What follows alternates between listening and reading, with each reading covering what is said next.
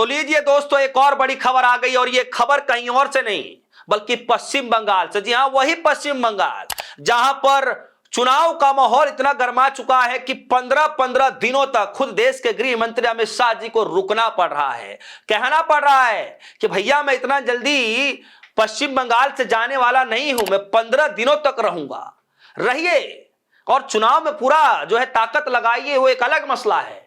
लेकिन दोस्तों, चुनाव की प्रक्रिया के बीचों बीच एसआईआर से जुड़ी एक और बड़ी खबर निकल कर आ रही है जो राजनीति गलियारों में हड़कंप मचा कर रख दिया है। जी हां दोस्तों, आपको जानकर हैरानी होगी, आप सभी ने संविधान की प्रति तो पढ़ी होगी।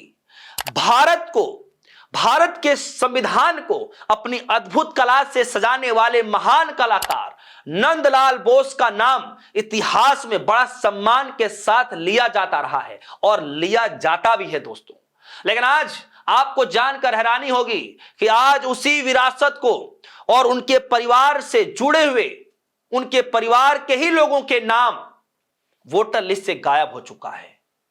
यानी साफ शब्दों में कहूं तो संविधान की प्रति को या संविधान को अपनी अद्भुत कला से सजाने वाले महान कलाकार नंदलाल बोस का नाम जो इतिहास में बड़े सम्मान के साथ लिया जाता है, लेकिन आज उन्हीं के परिवार का नाम पश्चिम बंगाल के वोटर लिस्ट से गायब हो चुका है। सोचिए, और वो भी तब जब सारे जरूरी दस्तावेज उन लोगों ने दे दिए हैं। फिर भी सोचिए, ये भूलवश हो रहा है, जानबूझकर हो रहा है, क्यों हो रहा है, इसका जवाब आखिर कौन देगा। और मत भूलिए, यही कोलकाता है, यही पश्चिम बंगाल है जब कुछ दिन पहले कोलकाता हाई कोर्ट के पूर्व जज का भी नाम वोटर लिस्ट से गायब हो गया है। और आज तक ये सवाल जो क्या क्यों ही है और बार बार पूछा जा रहा है, क्योंकि जज साहब भी जो पूर्व जज रह चुके उन्होंने भी कहना शुरू कर दिया कि मैं तो भैया आश्चर्यचकित हूं कि मेरे तमाम डॉक्यूमेंट्स देने के बावजूद भी मेरा नाम वोटर लिस्ट से क्यों गायब रहा, आखिर मेरी इसमें क्या गलती। लेकिन ज्ञानेश कुमार जी तो चुप हैं। खबर क्या है दोस्तों, आज तक की जरा इस खबर को देखिए। मैं उस खबर पर आऊं उससे पहले जरा न्यूज 18 खबर को देखिए। लिखा है, कोलकाता हाई कोर्ट के रिटायर जज भी बन गए घुसपैठिए, वोटर लिस्ट से कटा नाम। जब दोस्तों एसआईआर की प्रक्रिया में वोटर लिस्ट से नाम कट जा रहा ना, तो तमाम लोग यही कहने लग रहे हैं कि घुसपैठियों का ही सफाया हो रहा है, घुसपैठियों का वोटर लिस्ट में नाम नहीं है। इसी के तर्ज पर न्यूज 18 ने भी तंज मारते हुए कहा है कि भाई क्या हाई कोर्ट के जज भी घुसपैठिए हो गए हैं। खैर, आज की खबर पर आते हैं। जो संविधान को अपनी अद्भुत कला से जो सजाने का काम कर रहे हैं, जो उसके अंदर जो ड्राइंग जो उसको क्या कैसे कह सकते हैं कि जो सजाने का काम कर रहे हैं, बहुत बारीकी से जो ड्राइंग बनाने का काम किया गया है, उस महान कलाकार के परिवार का ही नाम वोटर लिस्ट से गायब हो रहा है। आज तक की खबर लिखा है, संविधान को चित्रों से सजाने वाले नंदलाल बोस की फैमिली को झटका, पोते का नाम वोटर लिस्ट से हटा। दोस्तों, नंदलाल बोस, उनके पोते का नाम वोटर लिस्ट से गायब हो चुका है, उनकी पत्नी का नाम भी वोटर लिस्ट से गायब हो चुका है। और इनका आरोप है कि उन्होंने सभी जरूरी दस्तावेज दिए लेकिन फिर भी वोटर लिस्ट से नाम हटा दिए गए। क्या कोई मजबूरी है, क्या कोई वजह है, क्या है वजह, यही तो जानना है। लेकिन जब तक कोई जवाब नहीं मिलेगा कैसे पता चलेगा। खबर में लिखा है, पश्चिम बंगाल में वोटर लिस्ट से को लेकर एक चौंकाने वाला मामला सामने आया है। देश के प्रसिद्ध कलाकार नंदलाल बोस के पोते सप्रबुद्ध सेन और उनकी पत्नी दीपा सेन का नाम मतदाता सूची से गायब मिले हैं। दोनों ने आरोप लगाया है कि सभी जरूरी दस्तावेज जमा करने के बावजूद उन्होंने आगामी विधानसभा चुनाव में वोट देने के अधिकारों से वंचित कर दिया गया है। दोस्तों, 88 साल के नंदलाल बोस के जो पोते हैं वो 88 साल के हैं, सुप्रबुद्ध सेन, और 82 साल की दीपा सेन हैं। और ये दोनों लोग शांति निकेतन में रहते हैं। और उन्होंने बताया कि पहले पेंडिंग कैटेगरी में उनका नाम दिखाई दे रहा था, लेकिन जैसे ही वोटर लिस्ट आया उसमें उनका नाम नहीं है। जबकि उन्होंने कहा कि हमने सारे जरूरी दस्तावेज दिए, हमने हमने पासपोर्ट दिया, हमने पेंशन के दस्तावेज दिए, पेंशन के रिकॉर्ड दिए, उसके बाद रोजगार से जुड़े हुए कागजात दिए, उसके बाद अपनी पढ़ाई के डॉक्यूमेंट्स दिए, लेकिन उसके बावजूद भी उनका नाम नहीं आया। उन्होंने ये आगे कहा कि मैं अब वोट देने ही नहीं जाऊंगा। उन्होंने ऐसा कहा है कि मैं अब आगे वोट देने ही नहीं जाऊंगा। इसमें लिखा है साफ तौर पर उन्होंने कहा कि मैं वोट देने भी नहीं जाऊंगा। वो इसलिए क्योंकि मैं ऑलरेडी कई बार जो है वोट दे चुका हूं। चूंकि इस बार मेरा नाम वोटर लिस्ट में नहीं है तो फिर मैं क्या करने जाऊं। और आप देखिए कि अभी तक इस खबर को लेकर के कोई स्पष्टीकरण इलेक्शन कमीशन की तरफ से नहीं आ पा रहा है। क्या है इसके पीछे की असली वजह? क्या कोई इसको भी ग्लिच मान दिया जाए? क्या इसको भी कोई एरर माना जाए? क्या इसको भी टेक्निकल कोई फॉल्ट माना जाए? क्या माना जाए? कैसे देखा जाए इसको? कभी हाई कोर्ट के पूर्व जज का नाम हट जा रहा है तो कभी संविधान को अपनी अद्भुत कला से सजाने वाले इतिहास को जो है इतिहास के साथ बड़ा सम्मान से उनका नाम लिया जाता है नंदलाल बोस, उनके परिवार का कभी नाम हटा दिया जाता है तो कभी किसी वरिष्ठ नेता का नाम हटा दिया जाता है तो कभी किसी और शख्स का नाम हटा दिया। ऐसे लगातार नाम आ रहे हैं। कभी बीएलओ का नाम हटा दिया जाता है। अब इसी बीच ये नाम आ रहा है कि नंदलाल बोस के परिवार का भी नाम हटा दिया गया है। दोस्तों, इस खबर को लेकर आपकी क्या राय है? वीडियो कमेंट सेक्शन में जाइएगा, अपनी राय जरूर रखिएगा। फिलहाल के लिए दीजिए इजाजत। देखते रहे पब्लिक रिएक्शन। धन्यवाद। दोस्तों, चुनाव आयोग के निष्पक्षता को लेकर के लगातार सवाल पूछे जाते रहे हैं। समय समय पर, चाहे आम नागरिक हो, विपक्षी पार्टियां हो या फिर कोई लॉयर हो, जो है कोई सांसद हो, विधायक हो, कोई मंत्री हो, समय समय पर जो है सवाल निष्पक्षता को लेकर के पूछा जाता रहा है। चाहे चुनाव आयोग हो, चाहे कोई भी संवैधानिक संस्था हो, उसको लेकर के सवाल पूछा जाता रहा है। लेकिन पिछले 6-7 महीनों में हर बार, कईयों बार, हजारों बार अगर किसी से सवाल पूछा गया है संवैधानिक संस्थाओं में से उसकी निष्पक्षता को लेकर के, तो वह है चुनाव आयोग। दोस्तों, मुख्य चुनाव आयुक्त ज्ञानेश कुमार को लेकर के कई बार लेटर लिखा जा चुका है।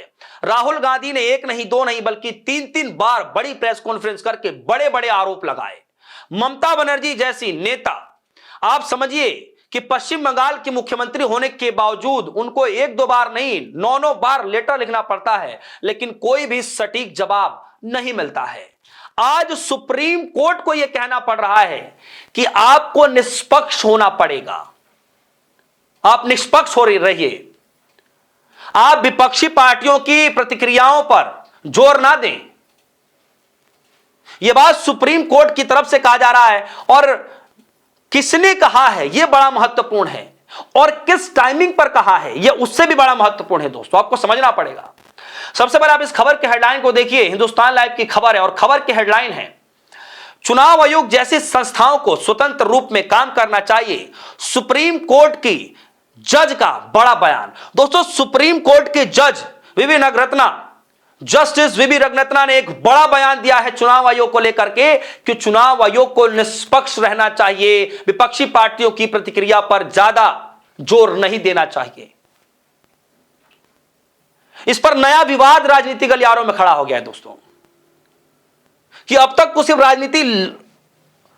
राजनीति के अंदर एक्टिव जो लोग थे वो सिर्फ सवाल पूछते थे, आम जो जनता थी वो सिर्फ सवाल पूछती। जैसे अभी हाल ही के दिनों में SIR की प्रक्रिया को लेकर के सवाल पूछे जा रहे हैं।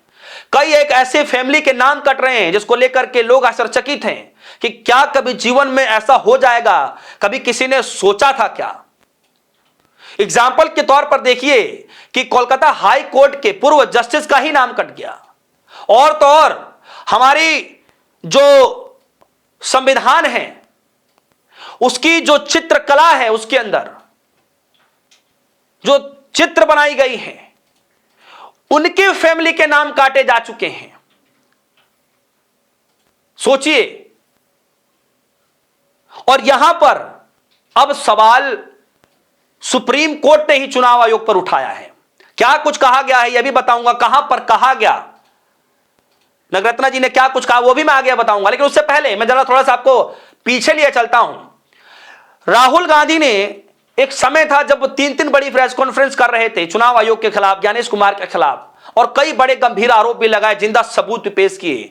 उस वक्त 100-200 से भी ज्यादा देश के पूर्व नौकरशाहों ने राहुल गांधी को ओपन लेटर लिख करके माफी मांगने की बात कही थी।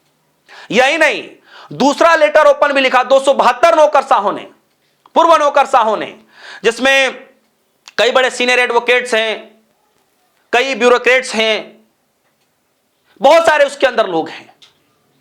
उन लोगों ने राहुल गांधी को ओपन लेटर लिख करके सवाल पूछा कि आप भैया ये जो चाय पी रहे हैं संसद की सीढ़ियों पर बैठ करके, आप देश की छवि को बदनाम करना चाहते हैं।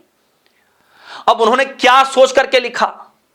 लिखना तो कायदे में चाहिए था, असम की घटना को लेकर के, मणिपुर की घटना को लेकर के। याद है वो घटना आपको? जब जब मैं इस बात का जिक्र करता हूं तो मेरा दिमाग खराब हो जाता है कि कैसे कैसे लोग समाज में रहते हैं। और ऐसे ही घटना एक दो खबरें आ रही है कि बिहार के अंदर भी देखने को मिली। तब पूर्व नौकरशाहों ने एक बार भी लेटर नहीं लिखा सरकार को। तब पूर्व नौकरशाहों ने असम जो है जहां पर बीजेपी की सत्ता थी, मणिपुर के अंदर, तब नौकरशाहों ने ओपन लेटर नहीं लिखा। चुनाव में वादे किए जाते हैं, वादों को पूरा नहीं किया जाता है, तब ओपन लेटर नहीं लिखा जाता। लेकिन राहुल गांधी चाय पी लेते हैं तो ओपन लेटर लिख दिया जाता है। खैर, मैं इस मसले पर नहीं आऊंगा। मैं इसलिए इस मसले पर आया क्योंकि नौकरशाहों ने क्या इतनी हिम्मत जुटा पाएंगे कि सुप्रीम कोर्ट को ओपन लेटर लिख देंगे इस मसले को लेकर के? अब आते हैं खबर पर दोस्तों।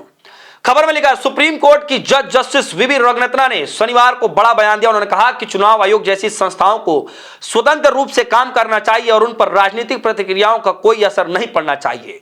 जस्टिस रंगनाथन ने कहा कि केवल समय समय पर होने वाली घटनाएं नहीं, वे एक ऐसा तंत्र है जिसके माध्यम से राजनीतिक सत्ता का गठन होता है। हमारे संवैधानिक लोकतंत्र में यह भली भांति सिद्ध किया गया है कि समय पर चुनाव होने के कारण सरकार में परिवर्तन किया गया है और सुचारू रूप से होते रहे हैं। इस प्रक्रिया पर नियंत्रण का अर्थ है कि वास्तव में राजनीतिक प्रतिस्पर्धा का शर्तों का ही नियंत्रण है।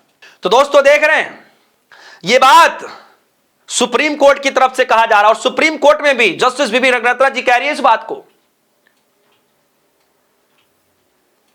और इस बयान को लेकर के राजनीतिक गलियारों में हड़कंप मच चुका है क्योंकि लोग इसकी टाइमिंग देख रहे हैं। 5 राज्यों में चुनाव है और ममता बनर्जी ऑलरेडी एसआईआर की प्रक्रिया को लेकर के कई बार सवाल चुनाव आयोग से ज्ञानेश कुमार से पूछ रही हैं। ज्ञानेश कुमार को 9 बार लेटर लिख चुके लेकिन कोई जवाब नहीं है। अब अंततः सुप्रीम कोर्ट के जस्टिस को यह बात कहना पड़ रहा है कि आप निष्पक्ष रहिए। दोस्तों, इस खबर को लेकर आपकी क्या राय है? आपकी जो भी राय होगी वीडियो कमेंट सेक्शन में जाइएगा, अपनी राय जरूर रखिएगा। फिलहाल के लिए दीजिए इजाजत। देखते रहिए पब्लिक रिएक्शन। धन्यवाद।